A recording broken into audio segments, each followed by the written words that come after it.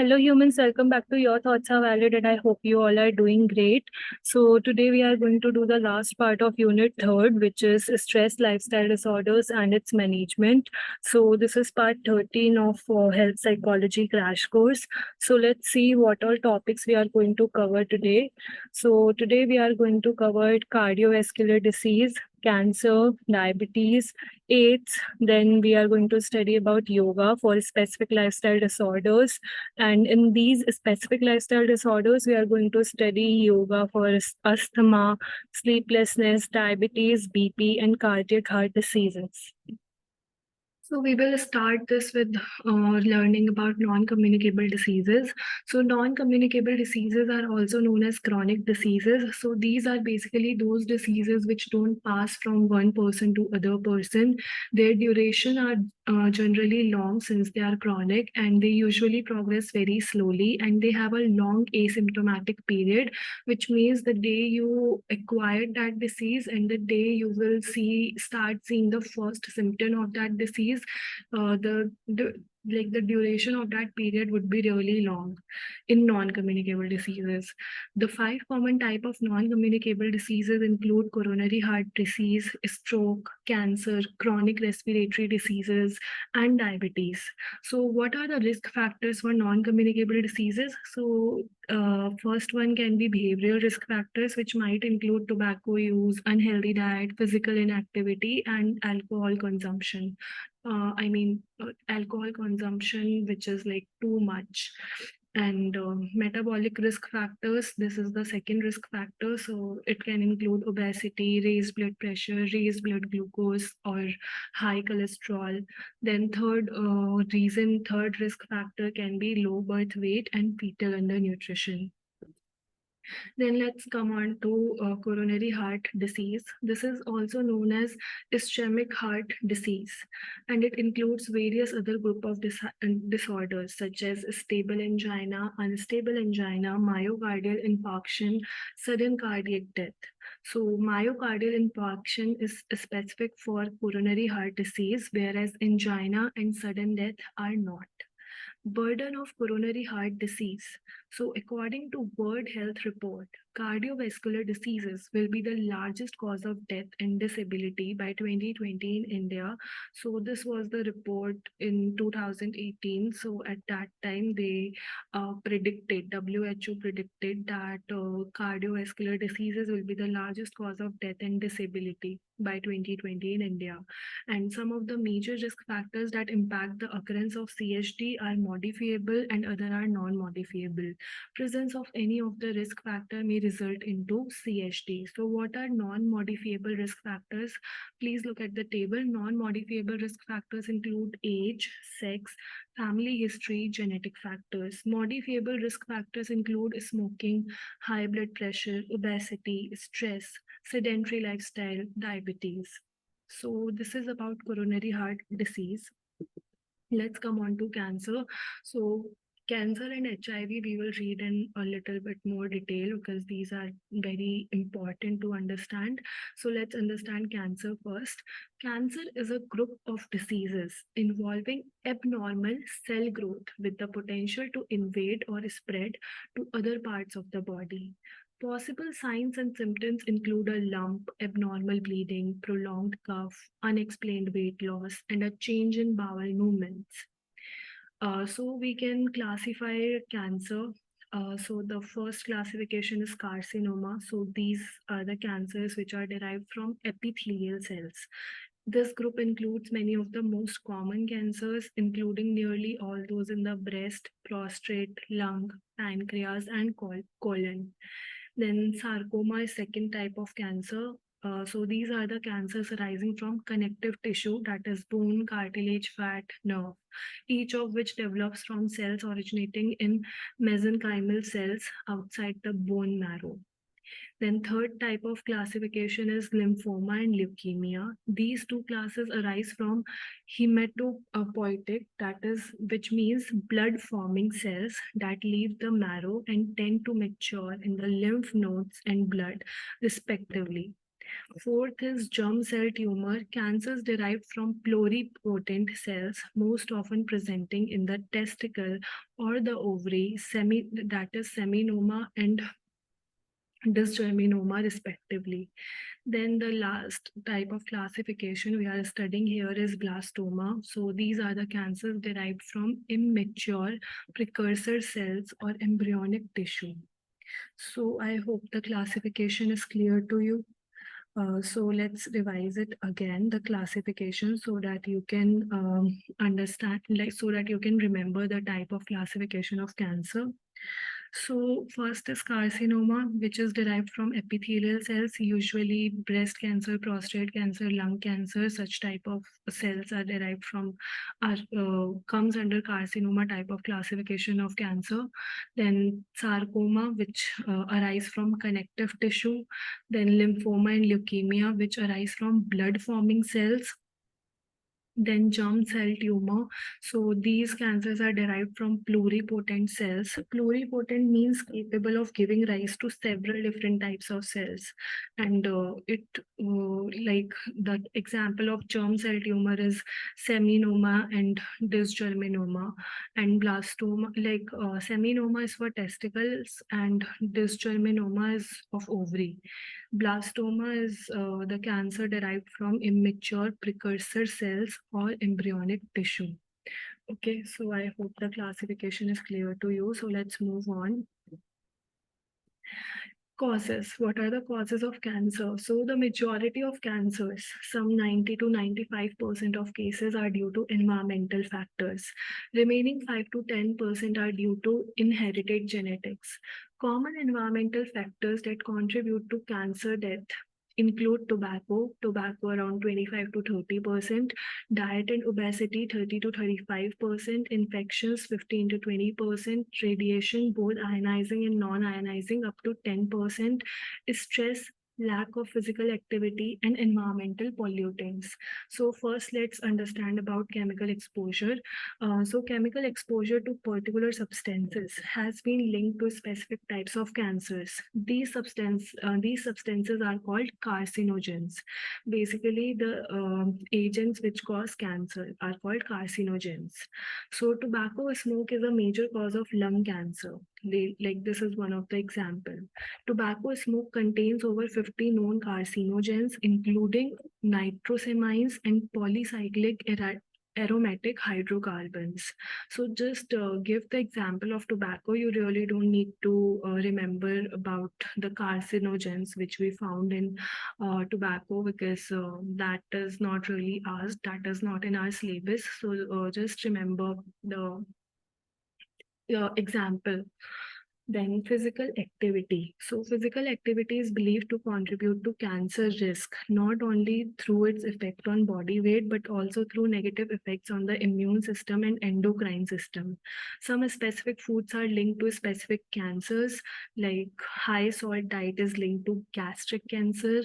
Then aflatoxin B1, a frequent food contaminant, it causes liver cancer. Betel nut chewing, like basically palm जो होता है, so betel nut chewing can cause oral cancer. National differences in dietary practices may partly explain differences in cancer incidence. Then let's so here I have not listed the national differences, like about basically like what Americans usually eat, what which cancer is usually prevalent there. But those differences basically prove that diet does affect diet is one of the causes of cancer. Then infection, not diet, but like the poor diet. Poor diet is one of the causes for cancer. So let's move on to infection. So viruses are the usual infectious agents that cause cancer. Oncoviruses include human papilloma virus as an agent responsible for cervical cancer in females. The radiation exposure, the fourth cause is radiation exposure, which includes both ionizing radiation and non-ionizing ultraviolet radiation. These also contribute to invasive cancer. Prolonged exposure to ultraviolet radiation from the sun can lead to melanoma and other skin malignancies. Then the last cause is hereditary, which is like hereditary cancers are primarily caused by an inherited genetic defect. Less than 0.3% of the population are carriers of genetic mutation that has a large effect on cancer risk, and these cause less than 3 to 10% of cancer. Now let's move on. Stress and cancer. Although stress generally has not been linked to the onset of cancer, a particular type of stress, like lack or loss of social support, may affect the onset and course of cancer. The absence of close family ties in childhood predicts some cancers. The absence of a current social support network has also been tied to worsening course of illnesses. Experiencing major social stressors such as divorce, infidelity, marital quarreling, and financial stress increases risk for cervical cancer. Then, psychosocial factors and the course of cancer, avoidance or the inability to confront that you are suffering from the disease is like one of the most rapid course of the disease. Then, depression also plays a role in the progression of cancer, both by itself and in conjunction with other risk factors. Then, cancer progression may be related to use of denial or repressive coping strategies. Avoidant or passive coping is also a risk factor for psychological distress, depression, poor sleep, and other risk related factors, which may represent additional influences on the course of cancer. Negative expectations regarding one's situation have been related to a more rapid course of illness in young cancer patients. Moving on, adjusting to cancer, 64% of cancer survivors live at least 5 years, 15% live at least 20 years. This data is given by National Cancer Institute in 2016. Then 60% of cancer patients are over the age of 65, and many ultimately die of causes unrelated to their cancer. Then coping with physical limitations. Physical difficulties usually stem from the pain and discomfort cancer can produce, particularly in the advancing and terminal phases of illness. Sleep loss, fatigue, and depression are especially common and deliberating symptoms. Then nutrition can be compromised by cancer and its treatment. So nutrition therapy is often recommended. Then treatment-related problems. In some cases, organs that are vital to bodily functions must be taken over by a prosthesis. For example, a patient whose larynx has been removed must learn to speak with the help of a prosthetic speech device. Men with prostate cancer often go through treatments that compromise sexual functioning. Patients undergoing chemotherapy may experience nausea and vomiting, and anticipatory nausea and vomiting that occurs before the chemotherapy session begins. Many people whose cancers are treated with chemotherapy report chemobrain, which is diffuse mental cloudiness that can compromise work, social activities, and sense of self. Diagnosing and treating chemobrain is difficult because anxiety, depression, and worry can themselves produce these symptoms. Moving on. Psychosocial issues and cancer. Intermittent and long term depression are the most common difficulties experienced as a result of cancer. Depression not only compromises quality of life in its own, but can have adverse effects on physical health outcomes and on responses to treatment. Depression, pain, and fatigue often co occur among cancer patients, and this complex of symptoms may be caused or aggravated by stress hormones.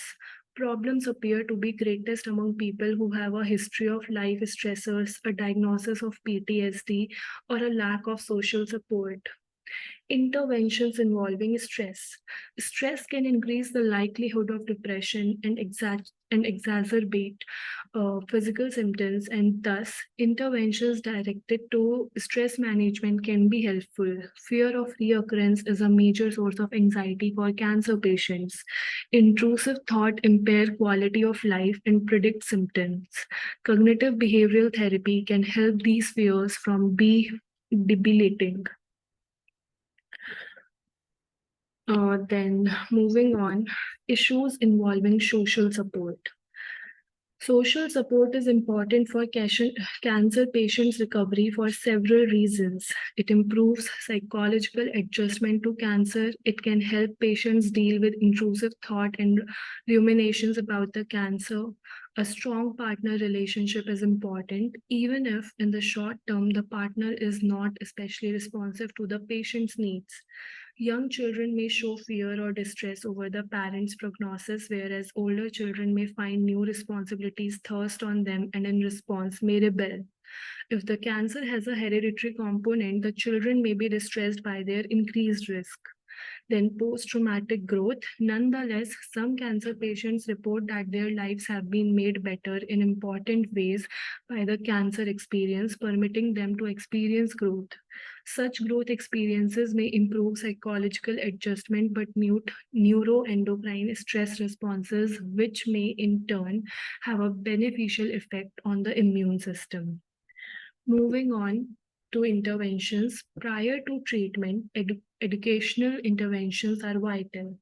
During or following treatment, cognitive behavioral approaches to cancer related problems are typically employed, focusing on depression, stress, fatigue, pain, appetite control, and side effects associated with chemotherapy, radiation therapy, and other cancer treatments.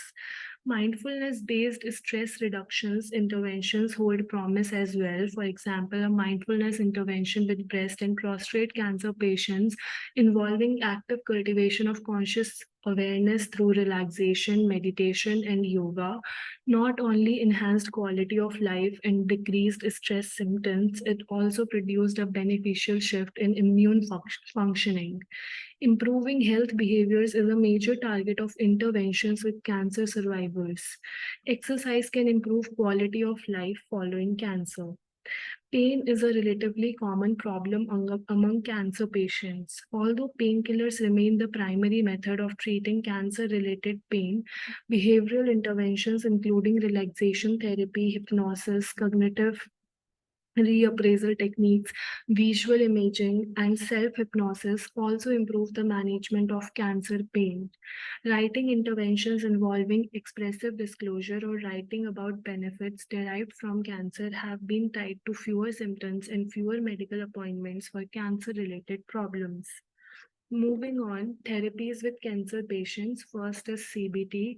So it often focuses on reducing depression, managing stress, controlling fear of reoccurrence, and developing good coping skills. Then family therapy, because emotional support from family is beneficial to cancer patients. Family therapy is often employed for the same reason. Dyadic coping affects a cancer survivor's quality of life, and so couples coping with cancer may benefit from dyadic coping intervention. Then support groups, self-help groups in which patients share emotional concerns are available and helpful to many cancer patients. A possible reason for the success of support groups is that the self-help format presents patients with an array of potential coping techniques from which they can draw the ones that fit in their particular style and problem. Then internet interventions. Internet provides opportunities to intervene with cancer patients. Coping skills and ways to enhance mood and social support can all be targeted. So I hope therapies with cancer patient is clear to you. So we read about CBT, family therapy, support groups, internet inventions. Yeah, in family therapy, dyadic means relating to the interaction between two people. Okay, so that is dyadic coping. Then moving on to diabetes. So we have covered coronary artery disease and cancer till now. Now let's move on to diabetes. Diabetes is a metabolic disease in which there are high blood sugar level over a prolonged period. Symptoms of high blood sugar include frequent urination, increased thirst, and increased hunger. So what are the types of diabetes mellitus? There are three main types of diabetes mellitus. First is type 1, which results from pancreas failure to produce enough insulin. This form was previously referred to as insulin-dependent diabetes mellitus or juvenile diabetes. The cause is unknown. While type 2 DM begins with insulin resistance, a condition in which cells fail to respond to insulin properly. As the disease progresses, a lack of insulin may also develop. This form was previously referred to as non-insulin dependent diabetes mellitus or adult onset diabetes. Primary causes excessive body weight and not enough exercise. Gestational diabetes is third main form and occurs when pregnant women without a previous history of diabetes develop high blood sugar level. Then burden of disease as of 2015 estimated 415 million people had diabetes worldwide, with type 2 diabetes mellitus making up about 90% of the cases. This represents 8.3% of the adult population with equal rates in both men and women. International Diabetes Federation estimates total number of diabetic subjects to be around 40.9 million in India, and this is further set to rise to 69.9 million by the year 2025. Then moving on to type 1 diabetes. So type 1 diabetes is an autoimmune disorder which is characterized by abrupt onset of symptoms which result from lack of insulin production by beta cells of the pancreas. Stress may precipitate type 1 diabetes in individuals with a genetic risk. In type 1 diabetes, the immune system falsely identifies cells in the pancreas as invaders and accordingly destroys these cells, compromising or eliminating their ability to produce insulin. Type 1 diabetes, usually relatively early in life, earlier for girls than boys. There are two common time periods when the disorder arises between the ages of 5 and 6 or between 10 and 13. The most common early symptoms are frequent urination, unusual thirst, excessive fluid consumption, weight loss, fatigue, weakness, etc. Changes imposed by diabetes often lead to risk for psychological difficulties, including depression, anxiety, and behavior problem. Screening for depression is recommended because depression can complicate glycemic control and potentially affect the course of disease. Then moving on, managing type 1 diabetes, because very tight control of glucose levels can make a big difference in the progression of this disease. Patients with type 1 diabetes need to monitor their glucose levels throughout each day and take immediate action when it is needed. This management typically involves regular insulin injections, dietary control, weight control, and exercise. The number of calories taken in each day must be relatively constant. Food intake must be controlled by a meal plan and not by temptation or appetite. When blood glucose levels are actively controlled through such methods, the likelihood and progression of diabetes-related disorders, including eye disease, kidney disease, and nerve disorders, can be reduced by more than 50%. Diabetic patients often fail to self-monitor their blood glucose level. Patients do better managing their illness and their diabetes regimen when they use active coping strategies as opposed to passive or avoidant ones. Adherence is improved when patients and their physicians share treatment goals. Then moving on to AIDS. So till now we have covered diabetes, CAD, and cancer. Now let's move on to AIDS. So acquired immune deficiency syndrome seems to have begun in Central Africa, perhaps in around early 1970s. It is spread rapidly through Zaire, Uganda, and other Central African nations, largely because its causes were not understood. High rate of extramarital sex, a lack of condom use, and a high rate of gonorrhea facilitated spread of AIDS virus in the heterosexual population. Currently, an estimated 36.9 million people worldwide, 34.3 million adults and 2.6 million children younger than 15 are living with HIV or AIDS, 17.7 million of whom are women. Following transmission, HIV grows very rapidly within the first few weeks of infection and spreads throughout the body. Early symptoms are mild, with swollen glands and mild flu-like symptoms predominating. After 3 to 6 weeks, infection may abate, leading to long asymptomatic period during which viral growth is slow and gradual, eventually severely compromising immune system by killing helper T cells and producing a vulnerability to opportunistic infections that leads to the diagnosis of AIDS. AIDS eventually leads to neurological involvement. Early symptoms of central nervous system impairment are similar to those of depression and include forgetfulness, inability to concentrate, psychomotor retardation, ap- apathy, withdrawal, diminished interest in work, etc. Antiretroviral therapy. So, antiretroviral therapy, which is also known as ART, has made that was once a virtual death sentence a chronic disease instead. ART is a combination of antiretroviral medication, that is protease inhibitors, and in some patients, HIV can no longer be discerned in the bloodstream. Earlier art is initiated, the better for reducing sexual transmission. However, people on protease inhibitors must take these drugs faithfully, often several times a day, or the drugs will fail to work. So this concept is important with antiretroviral therapy. This concept is actually very important. So please do remember this one. So it has, I'm again telling this one because it is important. So art has made what was once a virtual death sentence a chronic disease instead. So it is basically combination of antiretroviral medication, that is protease inhibitors, and in some patients, HIV can no longer be discerned in the bloodstream. Earlier art is initiated better for reducing sexual transmission. However, people on protease inhibitors must take these drugs faithfully, often several times a day, or the drugs will fail to work. So, hope ART is clear to you. Moving on. Psychosocial impact of HIV infection. Depression commonly accompanies an HIV diagnosis, especially for people with little social support who feel stigmatized by their sexual preference or race. Depression can reduce receptivity to interventions as well as lowering quality of life.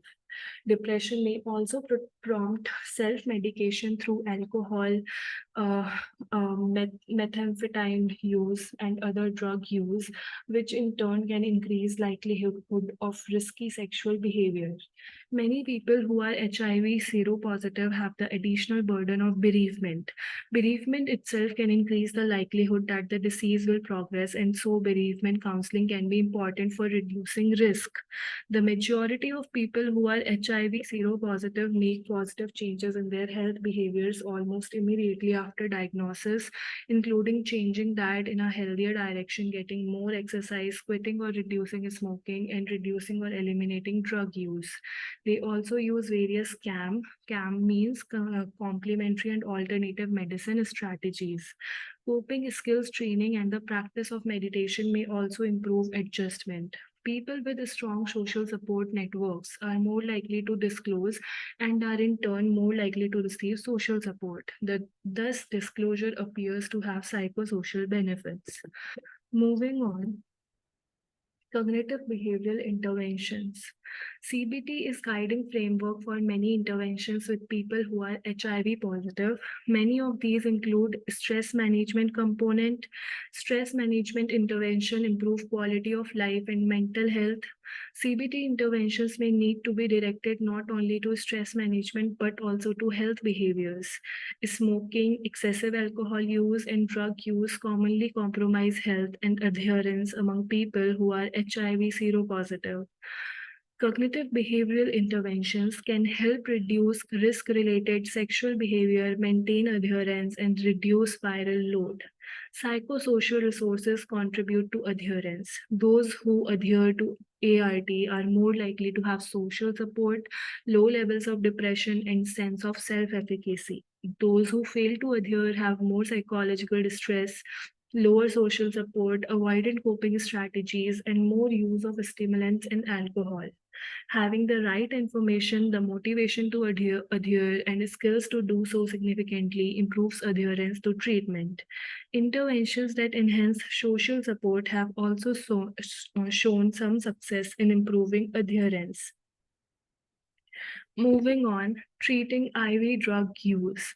Interventions with IV drug users need to be targeted toward both reducing contact with infected needles and changing sexual activity. Information about AIDS transmission, needle exchange program, and instruction on how to sterilize needles can reduce risky injection practices among IV drug users. IV is intravenous. I hope that you already know. Then, coping with HIV positive status and AIDS. HIV infection is a chronic rather than an acute condition. Psychosocial issues raised by chronic illness come to the fore. Uh, People with HIV must continually cope with the fear, prejudice, and stigma that they encounter from the general community, which can increase psychological distress. Then, coping skills. Coping effectiveness training is helpful in managing psychological distress that can be associated with HIV positive status. Perceiving that one has control over a stressor is usually associated with better adjustment to that stressor, and this is also true of HIV.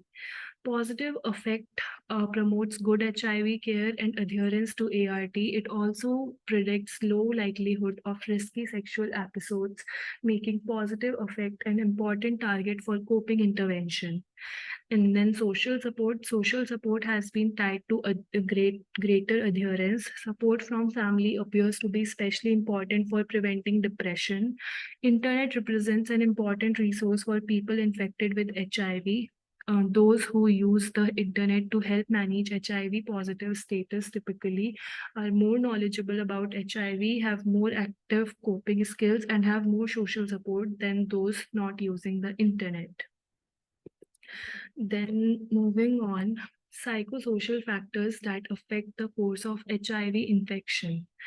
Negative beliefs about the self and the future are associated with helper T cell decline and onset of AIDS in people infected with HIV. Depression, stress, and trauma all adversely affect disease progression. Psychological inhibition may promote a more rapid course of illness. Psychological inhibition leads to alterations in previous sorry, psychological inhibition leads to alterations in sympathetic nervous system activation and immune system function, which may largely account for these effects on physical health. On the positive side, optimism, active coping, extraversion, conscientiousness, and spirituality all predict slower disease progression. The ability to find meaning in one's experiences slows declines in T cells levels and have been related to a lower risk of death.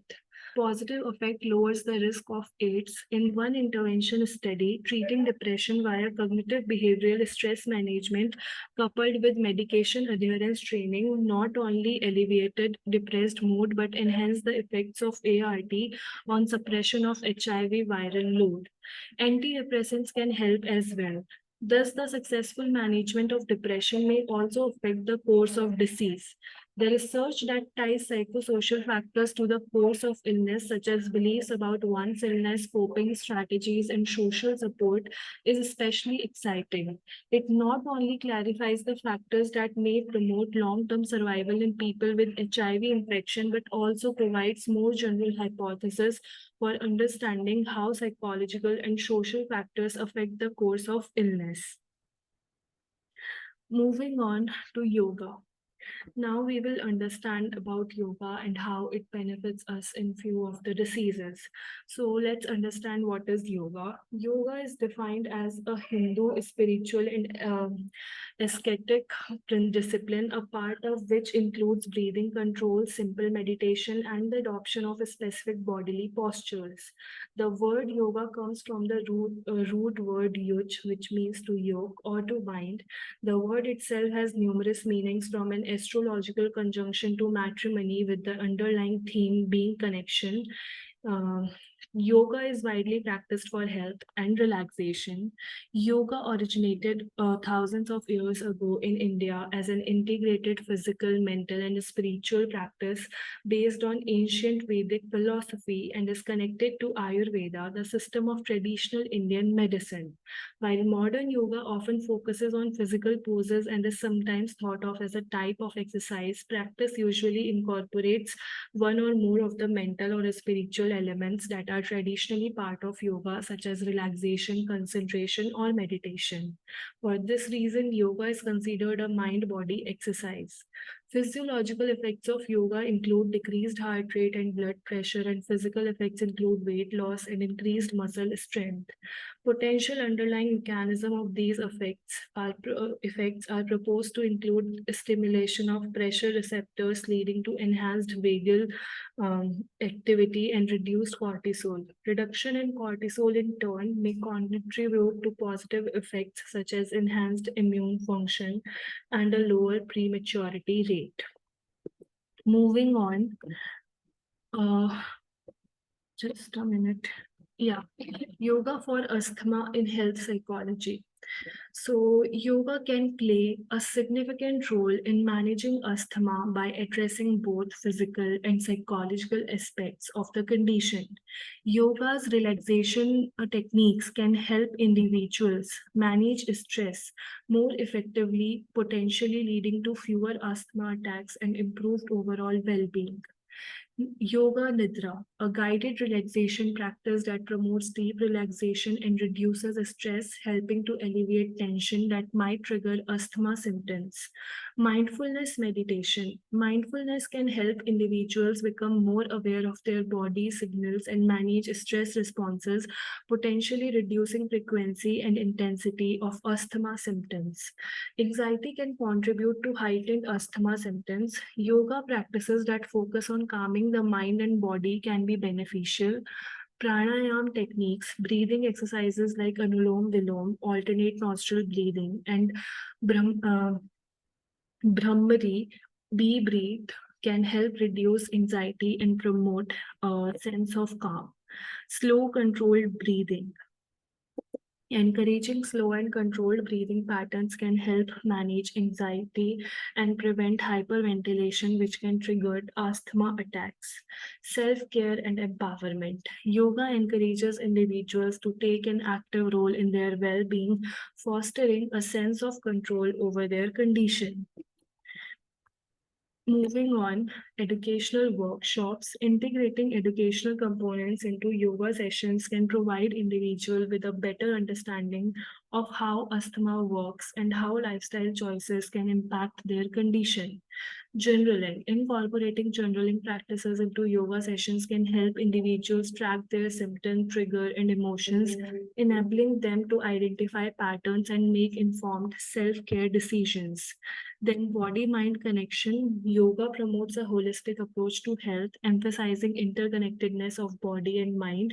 Yoga asanas, gentle postures that open up chest and improve lung capacity, can enhance individuals' awareness of their body and breathing patterns. Breath awareness, encouraging individuals to pay attention to their breath and its connection to physical sensations, can foster a deeper understanding of their asthma triggers and responses. And then social support.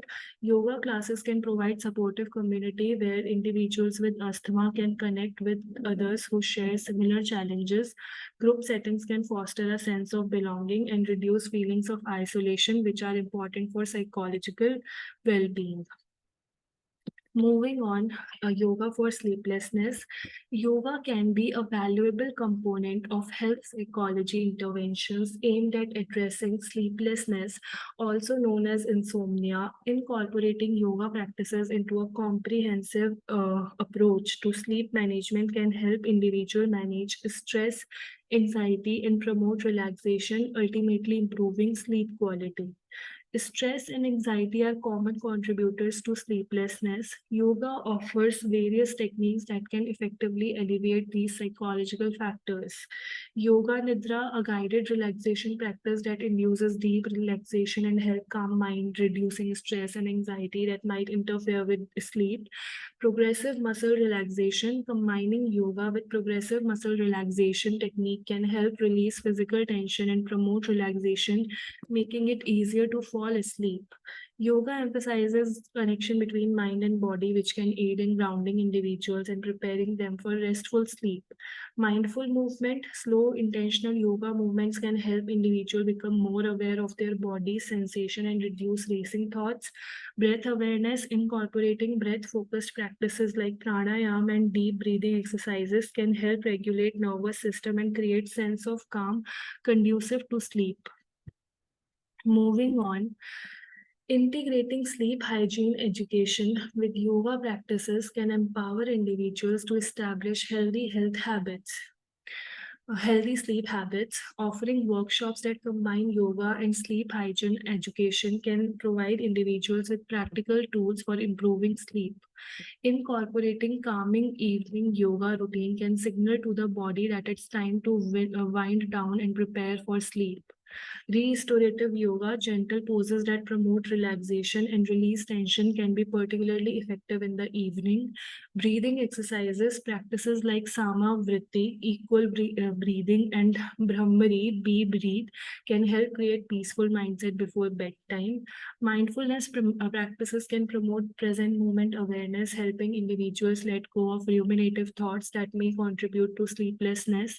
Mindfulness meditation, integrating mindfulness meditation into yoga sessions can help individuals develop skills to quiet the mind and reduce sleep disrupting thoughts. Body scan, incorporating a body scan meditation can help individuals release physical tension and bring attention to areas of the body that might be holding stress. It's important to know that consistency is key when using yoga as part of health psychology approach to sleeplessness. Creating routine and gradually incorporating these practices can lead to better sleep over time. Then moving on,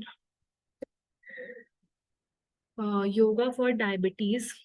So, incorporating yoga into health psychology intervention for diabetes can offer holistic approach to managing condition by addressing both physical and psychological aspects. Yoga can help manage stress, improve insulin sensitivity, and promote healthier lifestyle. Stress can affect blood sugar level and overall diabetes management. Yoga relaxation techniques can help individuals better manage stress, contributing to improved glycemic control. Mindfulness meditation, incorporating mindfulness practices can help individuals become aware of their body's signals and manage stress responses, potentially leading to better blood sugar regulation. Yoga Nidra, a guided relaxation practice that promotes deep relaxation. We have already studied about it. Yoga provides gentle form of physical activity that can enhance sensitivity and contribute to better blood sugar control. Yoga asanas, gentle poses, which involves stretching and controlled movement, which will improve blood circulation and improve insulin sensitivity. Then breath centered movement, combining breath awareness with movements and practices like Surya Namaskar, sun salutation can provide cardiovascular benefits while maintaining mindful connection. Moving on, yoga's focus on connection between mind and body can foster deeper understanding of how lifestyle clothes choices impact diabetes management. Breath awareness like pranayam, such as like pranayam techniques like Kapalbhati, skull shining breath, can stimulate abdominal organs, potentially supporting digestion and blood sugar regulation. Then self-reflection, which includes journaling or guided self-reflection exercises, uh, can help individuals become more attuned to how their choices affect their blood sugar levels.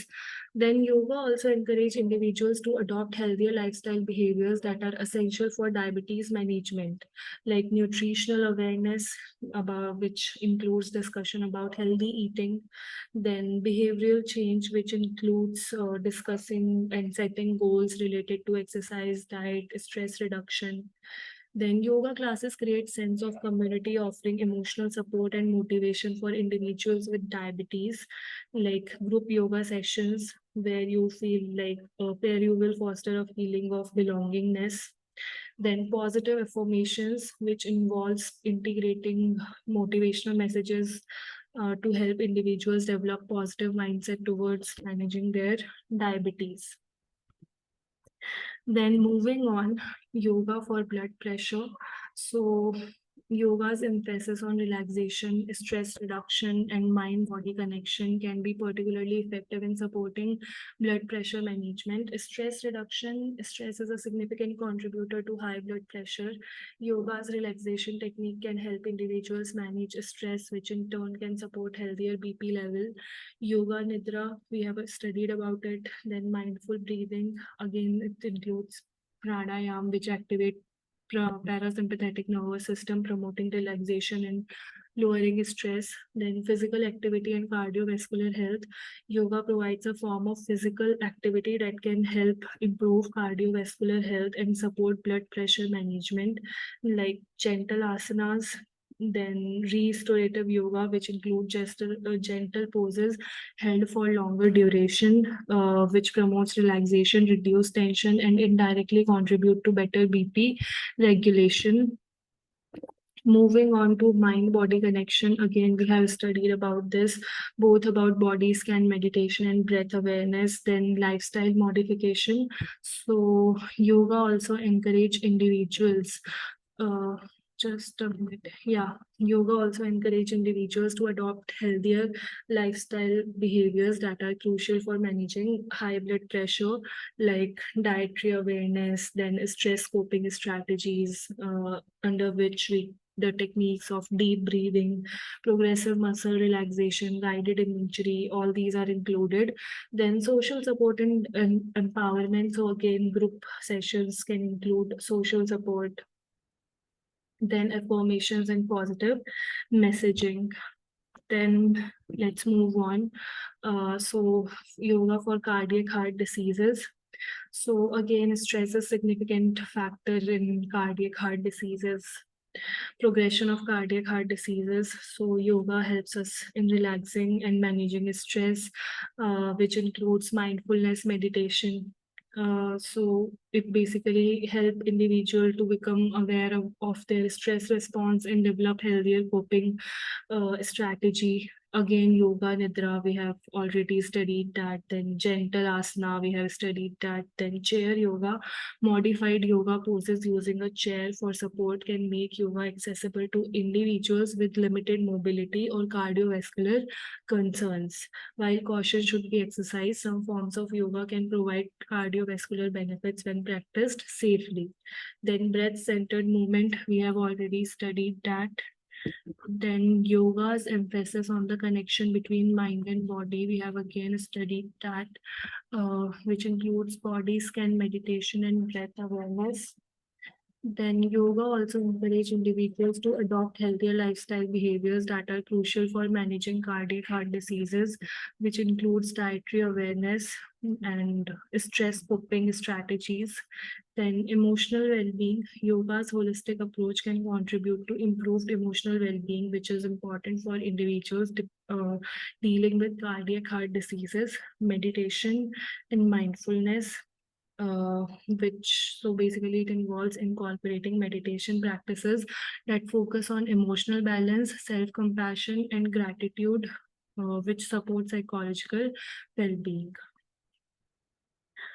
So that is it for today's video. So I hope the diseases we studied, like NCDs and also HIV, AIDS, these we studied. I hope these three are clear.